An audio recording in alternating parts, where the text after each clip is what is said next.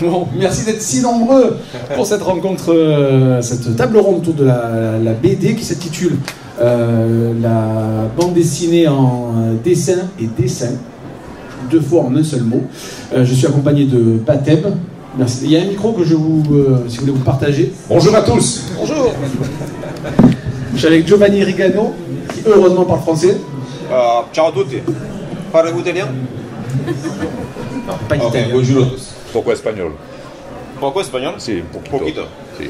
Et Lomig, du coup, qui est l'auteur, alors je ne vais pas présenter, Au cœur des solitudes chez Sarbacane. Giovanni Rigano, il fait entre autres Tête de pioche chez Dargaud, juste là.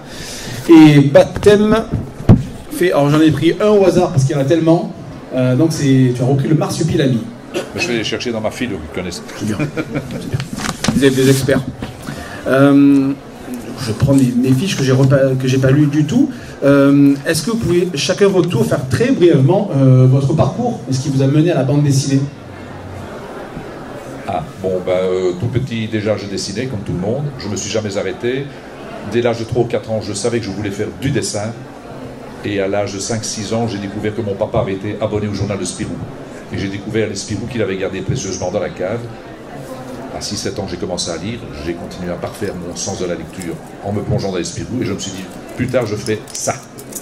Et j'ai même été plus précis. J'ai dit, plus tard, je ferai Franquin. Parce que j'avais déjà jeté mon dévolu sur le travail d'André Franquin. Voilà, en gros, très rapidement. Très rapidement. Voilà. Moi, j'ai commencé avec le lycée scientifique. J'ai découvert que je suis pas bien pour cette matière.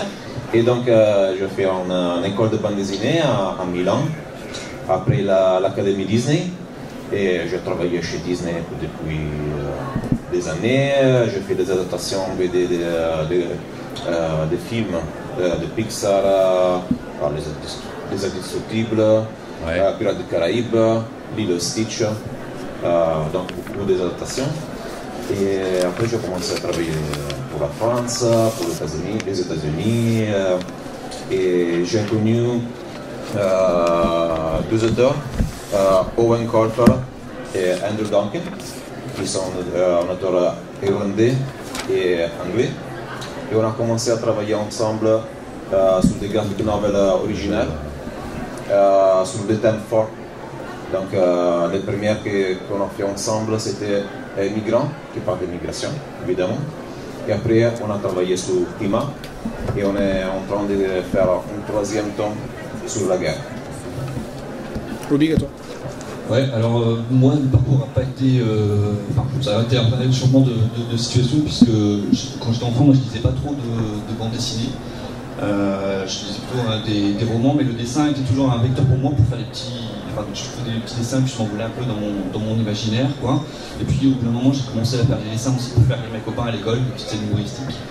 Mais la BD, je ne m'étais pas du tout dit vers ce métier-là. C'est bien plus tard que j'ai intégré en fait des gens qui faisaient du fanzine, qui faisaient dessiner, ils m'ont un peu intégré comme ça. Mais moi, ne connaissant pas le média, je ne savais pas du tout comment faire une bande dessinée. Je ne connaissais pas mes personnages. Parce que toi, tu es autodidacte. Ouais, je suis complètement autodidacte. C'est eux un peu qui m'ont appris à faire en sorte qu'on arrive à reconnaître mes personnages d'une case à l'autre, à savoir où placer aussi mes dialogues. Et voilà, j'ai expérimenté la BD donc vraiment en fanzina pendant 5-6 années avant d'oser montrer, enfin essayer de faire un projet que j'ai essayé de démarcher aux éditeurs. Ça n'a pas trop marché, j'avais des retours que négatifs, et j'ai décidé de faire mon barreau d'honneur en Angoulême avec mon projet fini sous le bras, quoi. Et c'est là que j'ai trouvé une toute petite maison d'édition qui s'appelle Moulago, qui a accepté de m'éditer. Et quand je suis rentré, je suis rentré à Rennes, l'année suivante j'étais invité en tant qu'auteur cette fois-ci au festival, et il y avait plein de monde en dédicace parce que ma BD était coup de cœur du musée de la BD. Et quand je suis rentré à Rennes cette année-là, je me suis dit que voilà, j'avais vraiment envie de poursuivre vraiment la BD. Et pour ça, il fallait que je quitte mon travail, parce que j'avais un travail avant, qui prenait beaucoup de temps. Je travaillais que le week-end et le soir, en rentrant du travail, quoi. Donc là, j'ai tout quitté, je me suis lancé dans la BD. Maintenant, ça fait 10 ans que je fais vraiment ça à plein temps. C'est très bien, c'est une chance que tu as de pouvoir, que vous avez de pouvoir vivre de votre métier.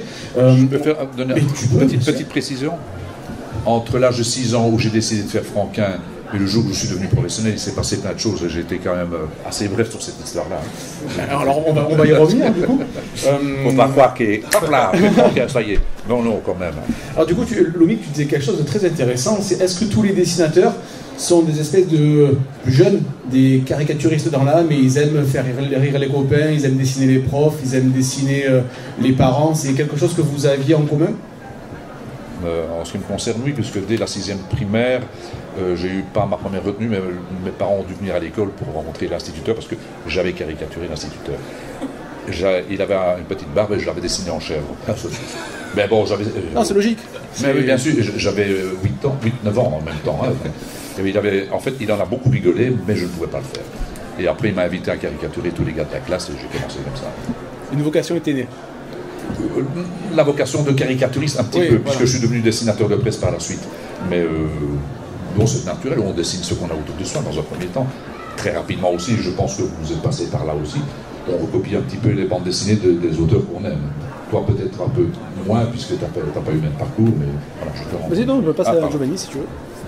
Moi, je me rappelle à l'école primaire, une fois, je fais un dessin de mes compagnons d'école, avec toute la même face, mais avec des cheveux différents. Donc c'était mon premier... Ton premier essai. Oui, mon premier essai, c'était pas très bien. Si, c'était un bon concept. Oh, bah, oui. Il fallait creuser un petit peu quand même. Si on a identifié les personnages, c'est génial. Avec la coiffure. Mais il avait des éléments pour les reconnaître. Pour les reconnaître. Nous, on avait tous les cheveux courts, on n'a pas le choix. Toi, tu en as parlé un petit peu, mais vas-y. Ouais, mais je crois qu'on fait aussi, le dessin c'est un vecteur de communication, d'échange, et c'est aussi ça, c'est une façon de faire venir les autres, ça crée un échange assez facile.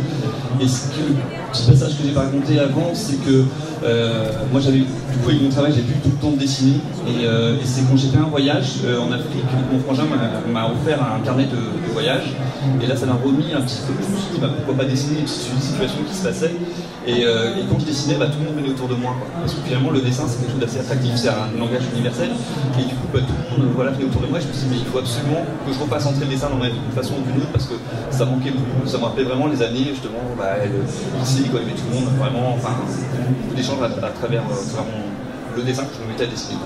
Il faut être, bon je pense que c'est une porte ouverte que j'enfonce, mais il faut être observateur pour être dessinateur, pour reprendre le dessin d'un auteur connu, pour caricaturer. Est-ce que c'est quelque chose qu'on a dès le départ et qu'on travaille, ou c'est une espèce de petit don qu'on a et on arrive à croquer les gens de manière assez rapide et assez facilement? Alors, moi je suis très mauvais dessinateur, mais du coup je me demande les dessinateurs comment ils arrivent à fonctionner. Moi je pense qu'un dessinateur n'est pas l'autre, pour ne parler du cas que je connais le mieux, c'est-à-dire moi, que je ne suis pas né virtuose. J'ai la chance de ne pas être né manchot, mais je fais partie de ces enfants qui ne se sont pas arrêtés de dessiner. Tous les enfants dessinent, on le sait bien, c'est un grand classique. Moi je ne me suis pas arrêté de dessiner, avec le recul je me suis rendu compte que c'était un peu thérapeutique, puisque je n'étais pas angoissé, je n'étais pas anxieux, j'étais un petit enfant normal, un petit garçon normal, mais quand même, j'avais quand même des petites angoisses. Je me mettais toujours dans un coin et je dessinais, mais pour moi, vraiment, jusqu'au jour où mon papa m'a appelé en disant « Bon, Luc, c'est terminé ces histoires-là, tu nous montres tes dessins. » Et à partir du moment où j'ai montré mes dessins, c'est enclenché un petit peu l'histoire que tu as vécue. Bon à force de dessiner, on dessine de mieux en mieux ou de moins en moins mal. Et puis on est à l'école, il faut dessiner une poule au tableau. Luc, tu vas faire la poule au tableau. Et puis j'ai fait des mouvements de jeunesse et j'illustrais les convocations. Et puis j'ai grandi, puis les grands m'ont demandé de faire les décors pour les balles de fin d'année. Et c'est comme ça que j'ai gagné mes premiers sous à 12-13 ans. Je me souviens, j'avais été acheté le premier album, enfin le nouvel album de Led Zeppelin à l'époque, j'ai eu 100 francs belges, ce qui représente 2,50 €.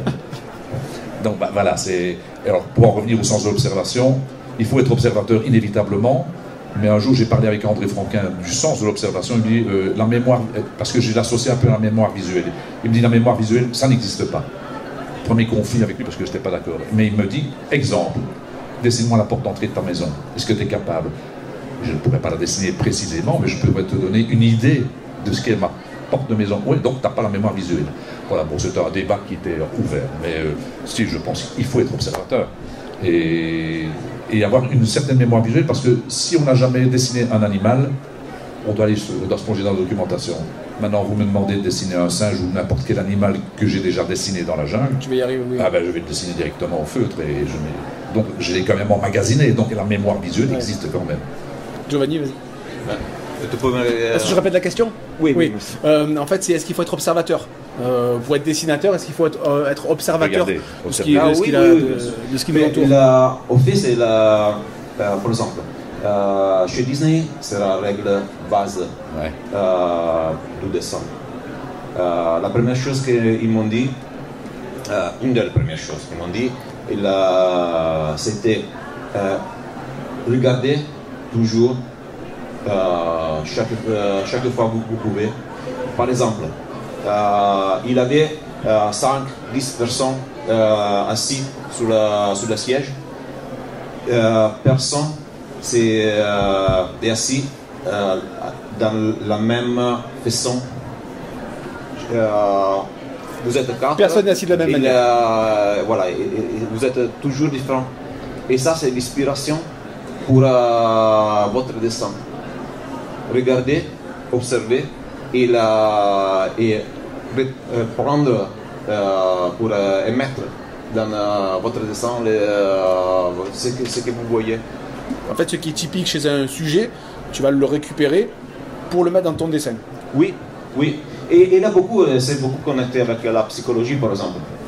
La psychologie du personnage, c'est pas simplement comme les choses que le personnage dit, mais c'est comment il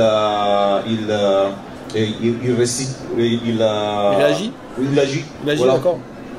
Donc, c'est dans la bande dessinée, comme dans l'animation, tout est narration. Même par le dessin. Oui, même le décor. Même le choix que tu fais quand tu utilises des couleurs, par exemple, ou quand tu descends une table, c'est une table ronde, c'est une table carrée, s'il est haut, s'il est très grand comparé au personnage, ça donne une ambiance en fait avec sur la planche. Donc c'est tout narration. D'accord. Je refais la question, Lomig? Non, ça va, merci. Moi je trouve que l'observation c'est hyper important. D'ailleurs, on dessine souvent bien ce qu'on aime. Par exemple, moi j'aime beaucoup la nature, j'ai grandi près de la nature dans le Finistère, une forêt, une rivière, donc c'est quelque chose que je dessine naturellement dans mes histoires, que j'ai envie de dessiner, que je prends plaisir à dessiner.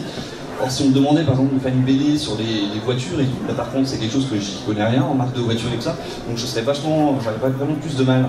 Donc je pense que c'est toutes les images qu'on emmagasine comme ça en regardant les choses qui font que petit à petit ça rentre dans notre tête, quoi. Et je pense aussi que le regard s'aiguise aussi par rapport à ce qu'on dessine. C'est-à-dire que finalement, quand je vois mes premières BD, j'avais plein de déformations, de maladresses, qu'aujourd'hui je vois. Et je sens que du coup mon regard s'aiguise à force de pratiquer. On voit de mieux en mieux ce qu'on fait bien, le bon trait dans toutes les propositions qu'on peut avoir pour bien former notre dessin, quoi. Et c'est pour ça que finalement on voit le chemin qu'on parcourt et c'était impossible de dessiner comme je dessine aujourd'hui au départ en fait. C'était une progression un peu naturelle et quand je vois mes premières productions, là je suis un peu atterri, je me dis mais comment il va ça aller? Ça serait pas passé normalement. C'est le regard qui a évolué, quoi. Et du coup tu amènes une question très importante. On a la chance d'avoir 3 profils de dessinateurs différents. Est-ce qu'on évolue à tout âge? Question je pense sera oui, mais de quelle manière on continue? Toi Batem, tu as beaucoup d'expérience. De quelle manière tu continues à apprendre ou à progresser? Je pense. Effectivement, c'est un métier où on a la chance de progresser très longtemps, jusqu'au moment où on commence à sucrer des fraises et bon, oui, ça, on reste quelques années normalement. Et effectivement, comment je me suis déjà rendu compte que j'étais devenu un vrai professionnel, c'est quand j'ai pu non seulement voir chez les jeunes qui me voient, me trouver, voir qu'il y avait des erreurs, me l'expliquer, ce qui n'allait pas, en leur montrant. Alors je me suis dit, ça y est, peut-être que je suis devenu professionnel. Non seulement je vois que ça ne va pas, mais je leur montre ce qui ne va pas et je corrige. Sur leur dessin Sur leur dessin, enfin sur à côté, parce que oui.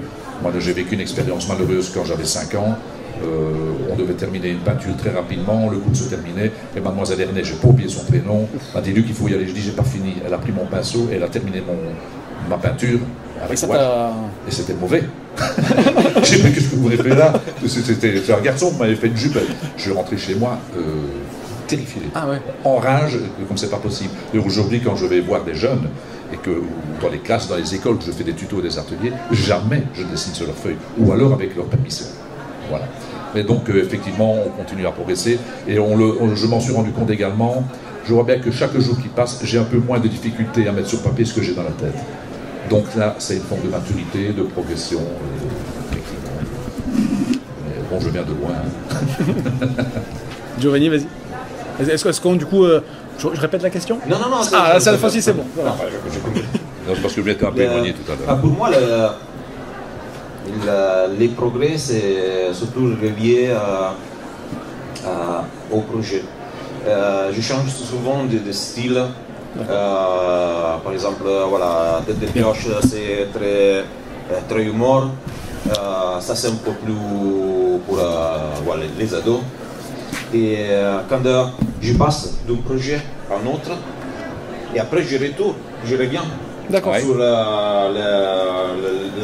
par exemple, quand je passe de Tête de Pioche à Climat, et après je reviens sur Tête de Pioche, ça sont les progrès. Ah oui. Parce que là, tu as fait une expérience différente, tu as pensé les dessins, tu as approché les dessins dans une façon différente. Et après, quand tu vas retourner, et tu trouves une réflexion. Oui, une réflexion. Voilà. Et donc, c'est ça pour moi. D'accord. Oui, mais tout va dans le même sens, hein, grosso modo. Moi, je passe pas d'un projet à l'autre de cette façon-là, mais aujourd'hui, alors que ça fait des années que je fais un dessin dit franco-belge, familial, bon, dessiné à papa, comme on le dit de façon un peu triviale aujourd'hui, quand je fais du croquis d'après nature, je sens bien que mon trait a évolué, est plus mature qu'il y a une dizaine d'années. Et si je prends un feutre maintenant ou un pinceau que je commence à dessiner ce que j'ai devant moi, j'ai moins de difficultés. J'ai peur de dire plus de facilité, mais effectivement, il y a un véritable progrès. Mais je comprends très bien ce que tu veux dire, parce que la comparaison est là, et tu as progressé parce que tu as abordé une autre technique, un autre univers, et quand tu reviens, je comprends très bien. Oui, mais je n'ai jamais eu cette occasion-là, parce que entre nous, quand je fais de la bande dessinée réaliste, j'ai essayé, je m'y ennuie. Vraiment. Oui, vas-y. Oh, pardon, du coup, je rejoins aussi. Hein, c'est vrai que changer, moi j'ai dû faire ce changement aussi de style par rapport à mes précédentes BD, qui c'était vraiment de. Justement, il y a plutôt un côté BD sociétal, du coup un peu, comment dire, un peu décalé, et du coup je pouvais vraiment pratiquer vachement la caricature, ce que je faisais à mes tout débuts en fait, quoi. Sauf que quand j'ai décidé de me diriger plus vers la nature, et du coup des BD qui ont une connotation un peu plus écologique, je ne pouvais pas utiliser ces mêmes techniques, surtout que l'histoire n'était pas humoristique du tout. Donc il a fallu que j'invente une nouvelle technique. Et là, je suis revenu à mon outil de prédilection qui était le crayon. Le travail de crayon, comme je travaillais à l'école pour faire des petits dessins pour mes camarades, on va dire. Et du coup, moi, ça m'a créé une vraie liberté, parce que du coup, il n'y avait pas le côté ancré. Des fois, on peut figer aussi. Je pense que le choix de l'outil peut aussi faire évoluer notre le crayon fait qu'en fait, tu pouvais gommer, revenir sur ce que tu avais fait. C'est ça, j'avais moins peur de rater, et surtout mon côté appliqué de repasser aussi. C'est-à-dire que je pouvais garder un peu l'énergie de mon trait avec cet outil-là, et puis après façonner aussi, créer tous les niveaux de gris que j'ai créés. Donc ça, c'était un peu une découverte, en essayant de trouver une technique de dessin qui pouvait être adaptée à ce que je racontais. Parce que souvent on met le dessin va au service de l'histoire, on raconte avant tout des histoires, donc ça m'a permis comme ça d'évoluer et créer finalement un noir et blanc qui n'est pas vraiment un noir et blanc, puisque c'est plus des nuances de gris. Et on sent cette texture un peu du crayon qui apporte qui est une matière assez douce. Voilà, donc ça a été aussi une évolution. Et au niveau du dessin, vu que l'histoire était très réaliste, on ne pouvait plus faire des personnages trop caricaturaux, il fallait que j'arrive à les rendre un peu plus réalistes, quoi. Semi-réaliste toujours, hein, c'est pas très réaliste, mais malgré tout il fallait que ça évolue, quoi. Et du coup ça m'a aussi surpris de dessiner comme ça, quoi. J'ai vu une forme d'évolution qui s'est un peu encore plus matérialisée sur ce dernier album, puisque c'est le deuxième album que j'utilise cette nouvelle technique. Oui, parce que Dans la forêt était aussi dans la même ambiance, les mêmes tons de non-couleur, je ne sais pas si on peut dire ça. Exactement, le changement s'est fait pour Dans la forêt, effectivement. Parce que vu que c'était un roman en plus, hein, c'était le best-seller de Gene Gland, c'était pas du tout la tonalité que je mettais habituellement dans mes BD, même si le fond, l'histoire me plaisait énormément, il fallait que je sois capable de faire évoluer aussi mon trait, ce qui était un peu pas gagné, ce qui m'a vachement impressionné au départ pour m'attaquer un projet tel que celui-là. Et voilà. Très bien, la transition est très très bien. On va parler un peu de vos travaux que vous venez présenter et dédicacer sur les stands. Baten, donc toi tu as repris le Marsupilami. Après, Oui. Entre autres, parce que tu fais beaucoup de choses. Est-ce que tu peux nous parler justement de la passation de pouvoir avec Franquin? Tu es le dernier élève de Franquin. Donc est-ce que tu peux nous parler un petit peu de ça? En fait, quand je disais tout à l'heure que plus jeune, déjà, je voulais faire Franquin, c'est parce que j'avais jeté mon dévolu sur le travail de Franquin. J'avais toute cette bande dessinée-là, mais c'était déjà Gaston Lagaffe et le Marsupilami. Pas trop Spirou et Fantasio, je mets le Marsupilami à part, parce que le premier album de Spirou et Fantasio que j'ai lu, gamin, c'était La Mauvaise Tête. Et cet album est tombé des mains, j'ai pas su vous tourner de La Mauvaise Tête. À un moment donné, Spirou devient amnésique, il est vraiment perdu dans ses pensées. C'est terrifiant pour un gamin de 7-8 ans. Après, je n'imaginais pas que quelques années plus tard, j'allais être engagé dans une société sœur des éditions du Puy, la CEP, qui m'a engagé pour travailler sur un projet de dessin animé Marsupilami. C'est comme ça que Franquin a vu mes dessins. Et un jour, il était question de refaire vivre les aventures du Marsupilami, mais alors comme héros à part entière. Et André Franquin, qui était, on disait à l'époque cyclotymique, on dit aujourd'hui bipolaire, quand il était enfant, préférait consacrer son énergie à Gaston Lagaffe. Donc, a germé à l'époque une idée de génie, donner sa chance à un jeune auteur que j'étais à l'époque. J'ai trouvé ça formidable. Figurez-vous que ce n'est pas vraiment Franquin qui a pensé à moi tout de suite, c'est son épouse. D'accord. C'est dit, mais Franquin dit oui, c'est une bonne idée, il faut trouver un jeune auteur. Donc il a déjà vu mes dessins quelques fois, il avait déjà fait appel à mes services pour dessiner Gaston pour de la promotion, de la publicité. Bon, André Franquin, et c'est Liliane Franquin qui a dit oui, mais le petit gars là-bas à la CEP, il avait l'air sympa, il te donnait des bonbons quand tu venais. C'est vrai que j'étais prêt à tout pour. J'avais un arrangement avec la secrétaire de direction. Elle venait dans l'atelier, elle disait il arrive vers 10h, 10h30. Elle laissait la porte de l'atelier ouverte. Et quand j'entendais le ting de l'ascenseur, j'allais aux toilettes uniquement pour le croiser. Donc, voilà, c'était vraiment une. Ah. Chacun sa méthode. Hein. Voilà, comment expliquer ça quand je fais des ateliers? Pour expliquer ça aux gamins, je leur demande vous aimez le football ici, vous ou les filles, vous aimez telle ou telle chose? Parce que je ne sais plus ce qu'il faut dire. Oui, le football. Donne-moi le nom d'un ton joueur préféré. Mbappé, etc. Par exemple. Mbappé, par exemple. Et je lui dis essaye d'imaginer qu'il te donne un coup de fil, et non seulement qu'il te propose de venir faire un match avec lui, mais te propose de faire partie de l'équipe. C'est ça qui m'est arrivé. Donc j'ai eu un coup de fil d'André Franquin qui m'a confirmé ce que l'éditeur, M. Moyersoul, m'avait dit. Oui, c'est toi qui vas dessiner les aventures du Marsupilami. Et c'était un peu fou, parce que j'étais heureusement pas trop vieux, donc j'avais 26 ans. C'était reprendre le Marsupilami. C'est vrai que c'est pas une reprise comme les autres, hein. Je n'avais pas un cahier des charges énorme. Le personnage était un personnage de satellite d'Esprit ou Fantasio, c'était un personnage secondaire, on en faisait un personnage héros à part entière. Mais alors c'était Franquin, le Marsupilami, Greg. Et j'ai eu 3 mois pour faire le premier album avec l'éditeur qui mettait une pression derrière en disant attention, on le tire à 600 000.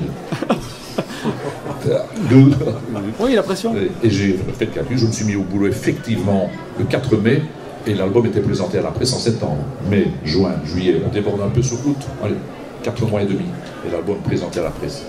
Et je suis aux eaux d'Anvers, présentation à la presse, toute la presse est là, certaines personnes que je connaissais me demandant ce que je foutais là. Je dis, mais je suis. Et toutes les photos, tous les objectifs étaient fixés sur Greg et Franquin. Greg a été charmantissime. C'est une grande gueule, Greg. Hein. C'est quelqu'un qui te met mal à l'aise. En tout cas, il ne cherche pas à te mettre à l'aise tout de suite. Quand la première fois que j'ai rencontré, il m'a tourné le dos pendant 3 heures. Et c'est quand l'éditeur est parti qu'il s'est tourné vers moi en disant on va travailler ensemble? Oui, monsieur Greg. Toujours est-il que ce jour-là, il a pris une peluche Marsu, il a pris la queue de la peluche, il m'a entouré autour du cou et il m'a tiré pour que je sois aussi sur la photo. Voilà. Mais après, tout le monde est parti pour un repas d'inauguration à Bruxelles. Et puis ils m'ont oublié là. Ah, dommage. Et arrivé au repas à Bruxelles, il y avait 2 places vides. Merde, Baten et sa femme. Voilà, donc ça commençait très très bien. Je mangeais une petite pizza dans un coin, je suis rentré chez moi. Et de toute façon, j'étais habitué à ça. À la CEP, je travaillais, je faisais des grands décors pour décorer les stands dans les foires du livre, etc. Je me suis dit, ouais, je m'amusais comme un fou. Et puis une fois que le stand, tout ça était agrafé pour décorer les stands, et une fois que la foire était terminée, on l'arrachait pour les. Donc ça a toujours été une, comment dirais-je, j'allais de leçon d'humilité en leçon d'humilité. Donc après je rencontre André Franquin qui est l'humilité même, donc on m'a appris de m'en rester à ma place. Ouais, c'est très bien. Giovanni, si tu veux présenter un de tes albums, tu es venu avec plusieurs. Oui, j'ai amené ces 3 albums pour... Bien, regarde, je t'aide. Parce que tous les 3, ils parlent de nature. Ils parlent de nature, mais on a 3 façons différentes. Climat, c'est l'approche du changement climatique. Donc voilà, c'est l'histoire du petit gamin qui vit dans 2 parts du monde différents. Donc une fille dans le nord et un garçon dans un village à côté de l'océan Indien. Et les vies des deux, ils sont touchés par le changement climatique. Donc c'est une façon pour expliquer ça à les ados, à les lecteurs plus jeunes. Les lettres des animaux, c'est une adaptation d'un livre d'Alain Bougrain-Dubourg. Et c'est un texte activiste. Donc il parle de la vie des animaux et comme notre style de vie impact les animaux, d'accord. Exactement. Et donc il dit aussi ce qu'on peut faire pour améliorer la vie de tous, des êtres humains et des animaux aussi. Parce que là, tu as une partie sur le requin, je vois, tu as le lapin, chaque animal a le vautour. Oui. Chaque animal a sa fiche, on va dire. Sa fiche, c'est un peu sa carte d'identité, sa manière d'évoluer. Voilà. Il explique. C'est la forme narrative, c'est une lettre. Donc exactement des lettres des animaux qui parlent à nous, à chacun. Et chaque animal présente sa vie et ses problèmes. Pour que le lecteur apprennent comment les animaux évoluent, comment ils vivent, quels sont leurs problèmes, Oui, c'est très éducatif, c'est très direct. Je voulais voir celui-là. Je vais voir lequel je vais acheter après. Et quelquefois aussi très dur, parce que au fait la vie des animaux c'est peut-être très très dur. Et Tête de pioche, ma dernière série, c'est au fait l'idée à la base c'est l'histoire d'une petite chaperon rouge aujourd'hui. Donc les plus petits en relation avec la nature, à la découverte de la nature,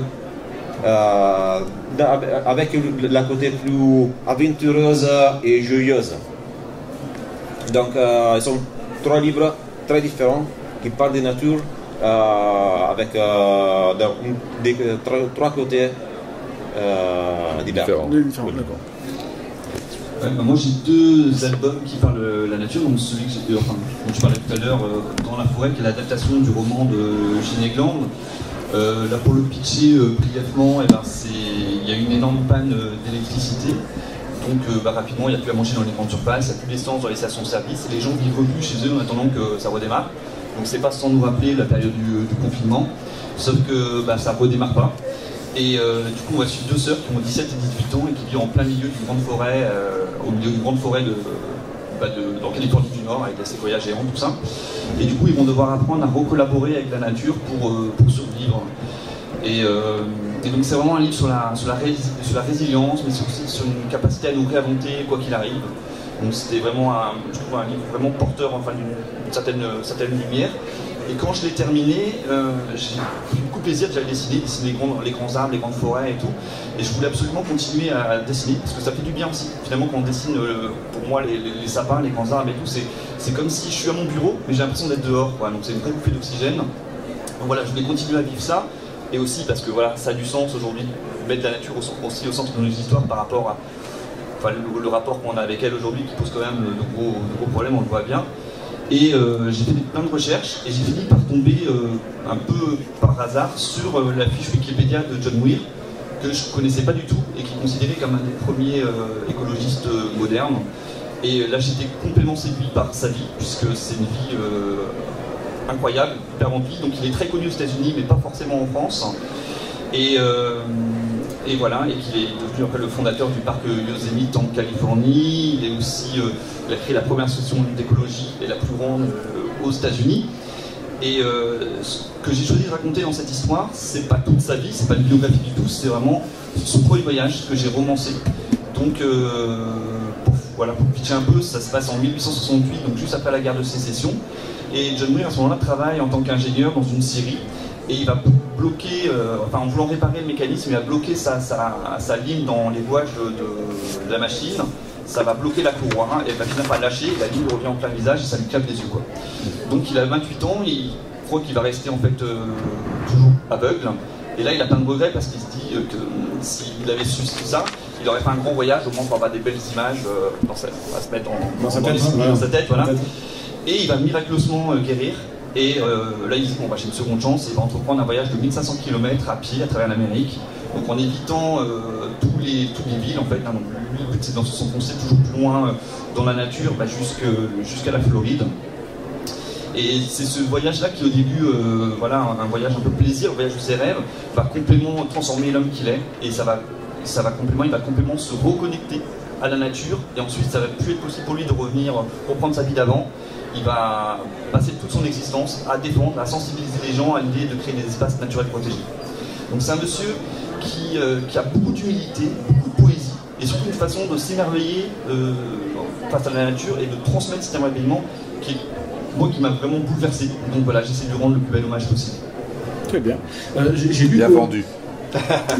Bien pitché. J'ai vu d'ailleurs dans le communiqué de presse de Sarbacane que ça a été fabriqué sur du papier assez spécial. Alors, notez le nom quelque part, je ne sais plus si je vais le retrouver. Mais ça aussi, du coup, l'objet, tu voulais avoir un objet, un bel objet, du coup Moi, là, j'ai envie de dire pas vraiment, parce que, bien sûr, on a toujours envie d'avoir un plus beau livre, mais je fais vraiment confiance aux éditions Sarbacane, parce qu'ils font toujours des beaux livres. Moi, au début, je pensais qu'ils allaient faire un livre qui ressemblait, qui est la même taille déjà que l'autre, que dans la forêt, avec le dos toilé. Et finalement, ils m'ont dit non, le dessin, on veut vraiment faire un plus grand format et tout. Et voilà, donc c'est eux qui ont fait vraiment le choix. C'est eux aussi qui m'ont conseillé pour la couverture, parce que au départ, moi, c'était plutôt la 4e de couve que j'avais imaginé pour la couverture.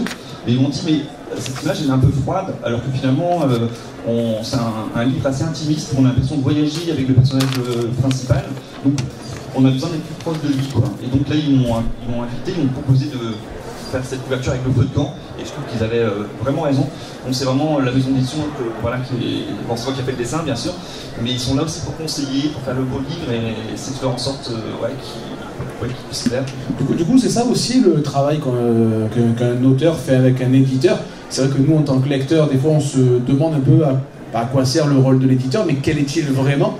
Et du coup, avec votre éditeur, vos éditeurs, comment est-ce que vous travaillez avec eux? Est-ce que c'est à sens unique? Est-ce qu'ils sont très directifs? Ou à l'inverse, est-ce qu'ils vous laissent évoluer comme vous voulez? Toi, peut-être, Baten, tu as peut-être un peu des contraintes vu le personnage. Est-ce que pour les autres sont plus libres? Non, que ce soit avec Jean-François Maillousson à l'époque de Marx Productions et maintenant chez Dupuis, j'ai toujours eu de totale liberté. Maintenant, il y a une forme d'autocensure. Il est certain que je ne vais pas commencer à appeler les chahutas, je ne vais pas sortir des noms qui nous sont inévitablement venus à l'esprit. Il y a une forme d'autocensure et on ne fait pas faire n'importe quoi au marsupilami. Et puis, comme je le disais tout à l'heure, la personne qui était devant moi dans la file, on en discutait avec la personne tout à l'heure, on sait qu'on s'adresse à un grand public, à un large public. Pour faire attention à ce qu'on dit. Et tant qu'à faire, portons un message un peu sympathique. Le marsupilami est un personnage, Dieu sait s'il est emblématique de la protection de la nature. Et tout à l'heure, je parlais du papier FSC. On a été les premiers à imprimer nos albums sur du papier FSC et à travailler en étroite collaboration avec le WWF. Il y a une démarche. Oui. On terminait toujours nos albums avec une page un tout petit peu pédagogique, explicative.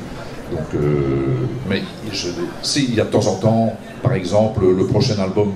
Pas le prochain album qui va sortir, mais le suivant, l'éditeur m'a demandé si ça ne posait pas de problème qu'on rajeunisse un petit peu le public, le lectorat. Et de ce fait, je me retrouve avec un autre scénariste qui m'a déjà fait un scénario très très très sympa. Ce sont les seules contraintes que j'ai. il faut en vendre un peu plus, mon ami. D'accord. Le rêve, C'est la seule contrainte. je me dis, mais qu'est-ce que je peux, un grand. Donc voilà, mais je n'ai jamais eu de direct. Alors évidemment, on envoie le synopsis à l'éditeur qui le lit, qui dit oui, c'est sympa, ou là on aimerait bien un petit peu. Il y a un truc intéressant là-bas, si vous pouviez développer une relation entre le petit marsupilami noir et la petite Biba qui est une marsupilami noire à tache jaune, là si vous pouviez avoir une relation un peu amoureuse, ça pourrait être sympa, peut-être attirer un autre lectorat. Parce que des couillonnades comme ça ne va pas au-delà vraiment.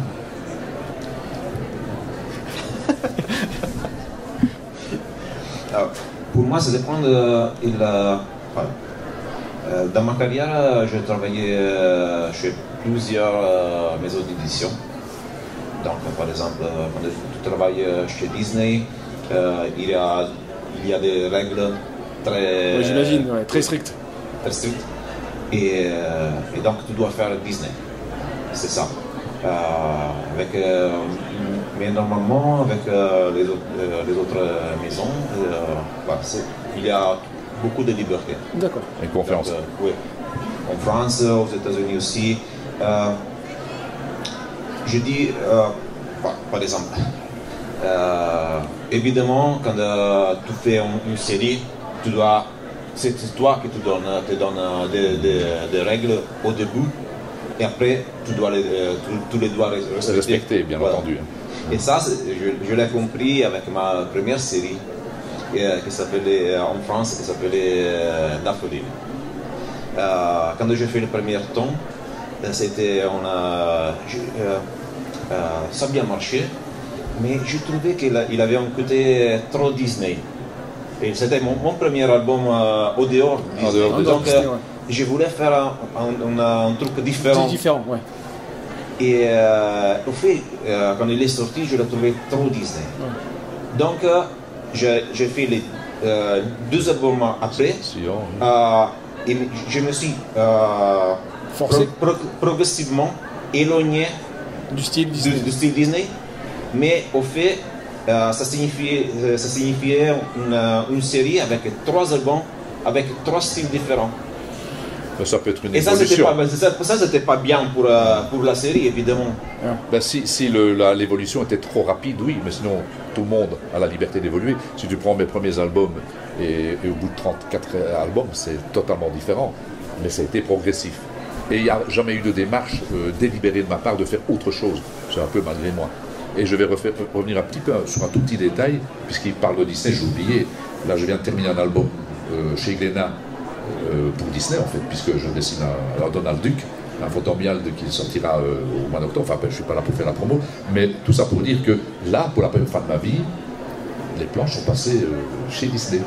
Mais je n'ai pas eu trop de problèmes parce qu'à nouveau, moi, j'ai jamais voulu faire autre chose. Mais au niveau du scénario, on a eu des contraintes et on a dû changer de cap. Attention, on s'était tapé sur les doigts, on ne peut pas faire ça, faire attention à ce que vous dites là. Il est vrai qu'au niveau dessin, à un moment donné, il y avait une grande publicité, j'avais dessiné une publicité pour du beurre. J'avais dessiné une vache sur un panneau publicitaire avec un pi assez proéminent. On m'a dit c'est pas très Disney ça. Alors j'ai fait un taureau avec une grosse paire de... Non, c'est pas non, donc j'ai dû changer, mais c'est tout. Si tu veux rajouter, vas-y. Oui. Oui, au fait, quand je parlais de ces séries, de Daffodil, le problème c'était que c'était pas une évolution, c'était à chaque fois une coupure. Oui, d'accord, oui, alors là, oui, évidemment. C'était voilà, trop. Oui, trop. Et le lecteur était un peu perdu. Oui, c'est ça. Mais c'était utile pour moi, parce que j'ai commencé un parcours, et après, quand je suis retourné à la bande dessinée pour les enfants, l'humour, oui. J'appréciais beaucoup mon côté disneyen. D'accord. Avant, j'avais essayé de l'éloigner, et là tu as cherché à le faire, à le récupérer. Donc c'était un parcours un peu compliqué, mais très utile pour moi. Oui, mais je comprends, vraiment. Toi, Lumic, du coup, ta relation avec Sarbacane, qui est ton éditeur, mais est-ce que tu as un éditeur parmi Sarbacane avec qui tu travailles de manière privilégiée? Oui, c'est Frédéric Lavabre qui s'occupe de mes projets, de ma compagnie. Ça a évolué, la relation elle a évolué, puisque quand j'ai fait c'est ma troisième BD, hein, donc la première, il ne me connaissait pas bien encore, donc là il était assez enfin il intervenait pas mal pour me faire corriger des choses, pour essayer de me faire aussi, il intervenait plus en fait quoi.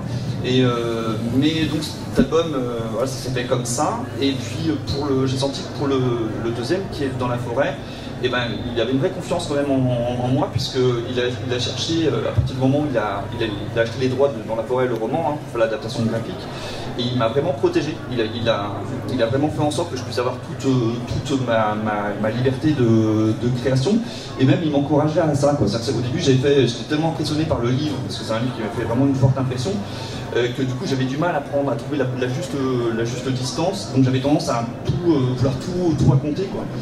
Et tel que c'était dans le livre, quoi. Et là il m'a dit non mais toi tu sais aussi raconter des histoires, donc prends le temps de digérer les choses pour vraiment en faire quelque chose de personnel, quoi. Et donc là ça a complètement changé en fait mon approche de ce travail. J'ai su vers quoi m'orienter, et puis j'ai même pu créer des séquences, en inventer, et faire aussi évoluer la forêt à travers mes planches. C'est-à-dire que donc c'est pas tant la forêt qui évolue au long de l'histoire, c'est plus le regard des deux sœurs qui a évolué au fil du récit, et donc moi je le traduis sur le dessin, quoi. Donc au début, pour être clair, au début la nature c'est un genre de décor comme du théâtre, quoi, en fait, parce qu'elles ne font pas trop attention à ça. Puis ensuite elles commencent à avoir peur de cet environnement, donc il devient très menaçant avec des planches tortueuses, et puis à la fin ça devient la mère nourricière, quoi, celle qui peut les sauver, qui est là pour les protéger, quoi. Et voilà, et puis vu que ça s'est bien passé, l'accompagnement c'est devenu de plus en plus léger, et aujourd'hui il y a un vrai climat de confiance, il intervient très peu, mais souvent c'est assez précis. Assez pertinent. Ouais, c'est pertinent, et c'est jamais directif. Donc c'est plutôt, je me demande si une invitation. Voilà, est-ce qu'il ne faut pas retravailler ce moment-là, et du coup c'est super intéressant, parce que moi ça me permet, souvent ce qu'on dit quand on est dans un travail d'écriture, que quand on arrive à savoir ce qui ne fonctionne pas, déjà on a résolu la moitié du problème, quoi. Et donc il m'aide à ça, à avoir un œil qui est de recul sur mon travail pour me dire attention, ce passage-là, il y a peut-être quelque chose. Et une fois que je l'ai repéré, j'ai du temps après pour trouver les solutions et rendre le plus cohérent possible. Mine de rien, on arrive déjà à la fin de notre table ronde qui était passionnante, mais je voudrais terminer sur une dernière question. Alors toi, Vaten, tu as repris le marsupilami, mais on peut quand même imaginer quel personnage est-ce que vous aimeriez reprendre. Je sais qu'il y a beaucoup de personnages entre Astérix, Gaston, Lucky Luke, beaucoup de personnages qui sont repris parfois avec plus ou moins de succès. C'est un peu la question piège, on termine là-dessus. Donc est-ce qu'il y a un personnage que vous aimeriez reprendre? On n'imagine pas, on enlève toute contrainte d'éditeur, toute contrainte. Le marsupilami, je trouve que c'est pas mal. C'est très bien comme ça. Non, pour la petite histoire, il est vrai qu'à partir du moment où on m'a confié le marsupilami, dans les années, la décennie qui a suivi, j'étais approché par la veuve Gigé, qui voulait que je reprenne Blondin Cirage. J'étais approché avec insistance par Robin, qui voulait que je reprenne La Ribambelle. J'ai rencontré Pierre Maréchal, qui voulait que je reprenne Prudence Petit Pas. Puis Charles Le Goth est décédé, suite à son suicide, c'est idiot ce que je dis, il s'est suicidé, et il faisait une bande dessinée qui s'appelait Les Motards, et que moi j'avais fait une bande dessinée qui s'appelait Jack Seller, sa veuve est me trouvée en me demandant de reprendre Les Motards. Donc j'ai l'impression qu'il était écrit repreneur ici. Donc non, je ne reprendrai pas. Non, j'ai fini, je ne reprends plus. D'accord. C'est alors que je viens de reprendre à Donald, c'est ridicule ce que je viens de dire. Mais bon, je n'ai pas d'envie particulière. Moi, tout ce que je souhaite, c'est dessiner. Voilà, je n'ai pas de complexe par rapport à une reprise. Tant que je dessine, c'est bien.